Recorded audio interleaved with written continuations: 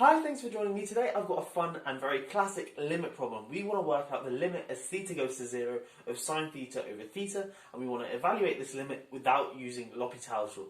I'm going to be going over the classic geometry proof, but yeah, without much further ado, let's get stuck in.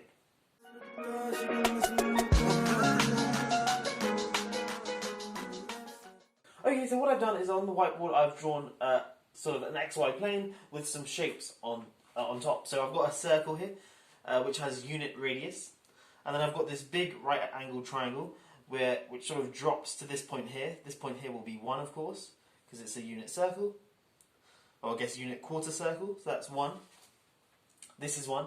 And then I've also got this triangle here, so I've drawn on a straight line to the top of this right angle triangle, and when it intersects a circle, I drop down another line, so I get another right angle triangle, and I'm going to label this angle here theta. Okay? So, yeah, let's work out some things about theta, or derive an inequality of theta, and how we're going to do that is look at the area of this triangle here. Well, the area of this triangle here is clearly going to be less than the area of this sort of sector here, of the circle. And the area of that sector of the circle is clearly going to be less than the area of this right angle triangle here. Okay, so that's where our inequality is going to come from. So first let's work out the area of this right angle triangle here. Well, the hypotenuse, because it's just the radius of the circle, is length 1.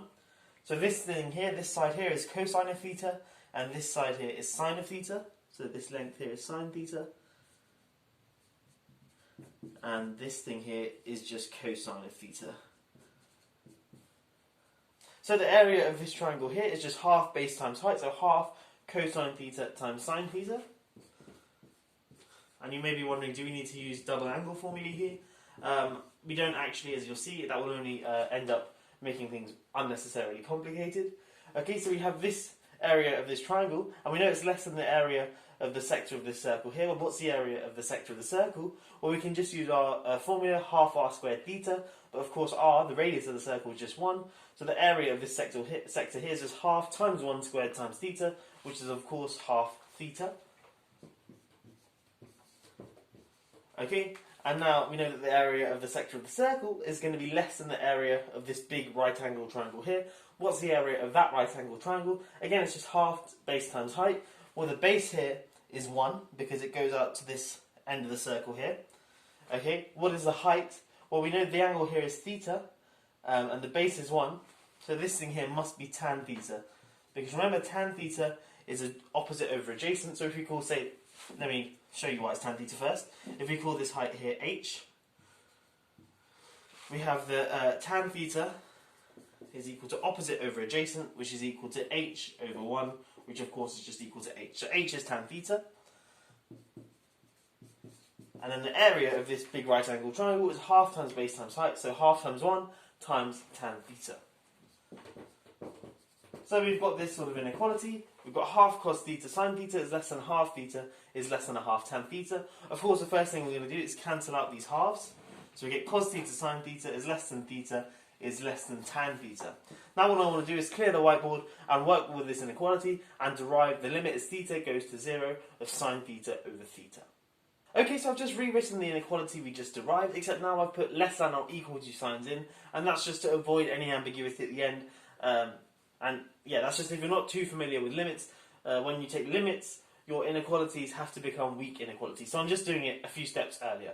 Anyway, we have this inequality here, and the first thing I want to do is take the reciprocal of this inequality. So do 1 over this thing here, 1 over this thing here, and 1 over that thing there. But of course, taking the reciprocals, I'm noticing that everything is positive, is going to flip the signs of the inequalities. So let me take the reciprocal of this thing first. So I get 1 over cos theta sine theta. And that's going to be less than, greater than or equal to 1 over theta. And that's going to be greater than or equal to 1 over tan theta. But remember, tan theta is just sine theta over cosine theta. So taking the reciprocal of that is going to give me cosine theta over sine theta. Like so. And finally, what I want to do is multiply through by sine theta. And again, I guess one thing to notice is because in the diagram I drew, I had theta was sort of positive. We only really need to consider theta positive because sine theta over theta is an even function. So the limit as theta goes from 0 from the positive side of sine theta over theta is going to be the exact same thing as the limit as theta goes to 0 from the negative sign of sine theta over theta. Hence, we don't need to worry about theta positive. So everything in this term, in this sort of inequality, is positive. So let's now multiply through by sine theta, and again, theta is positive, so sine theta is positive, small positive, I mean. So multiplying through by sine theta gives me 1 over cosine theta is greater than or equal to sine theta over theta, which is going to be greater than or equal to cosine of theta. And now we're ready to apply a sort of a sandwiching theorem. What we're going to do is take the limit as theta goes to 0 of each of the components of this inequality, and we're going to see that sine theta over theta is sandwiched between two values. So we get the limit as theta goes to 0 of sine theta over theta is going to be greater than or equal to the limit as theta goes to 0 of cosine theta, but of course the limit as theta goes to 0 of cosine theta is just cosine of 0, which is 1.